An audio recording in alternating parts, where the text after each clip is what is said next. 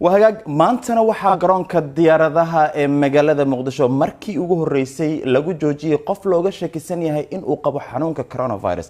qofkan oo ah dhalinyaro ka yimid Shiinaha shalay waxa uu haatan ku jira karantiil sida ay sheegtay wasaaradda caafimaadka Soomaaliya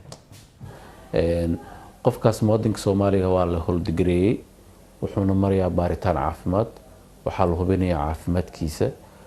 haddii uu ka gudban waxa loo ogolaan doonaa inuu dalkiisa uu galo hadda xaaladiisa caafimaadka ah wax cudur ma qabo temperature-kiisa waa fiican yahay waxyaabaha vital signs-kiisa lagu hubiyana waa qof caafimaad qaba baaritaanada dheeriga ah ama dhiig laga qaadayna waxay noqon doonaan bari iyo wixii ka dambeeya lagu hayaa meel dignity iyo karaamada insaanka lagu ilaalinayo ma aha maxbuus waa meel uu ka helayo wasaa'ish raaxada nolosha oo dhan inta lagu hubinayo caafimaadkiisa waa goob uu ka helayo wax walba oo dhameystiran oo jiifkiisa adeegiisa ah wuxuu dhameysanayaa muddada xilli huuriska oo kaliya ah ma aha meel isbitaal ah ama isolation ah waa holding site ama quarantine site oo qofka ilaa muddada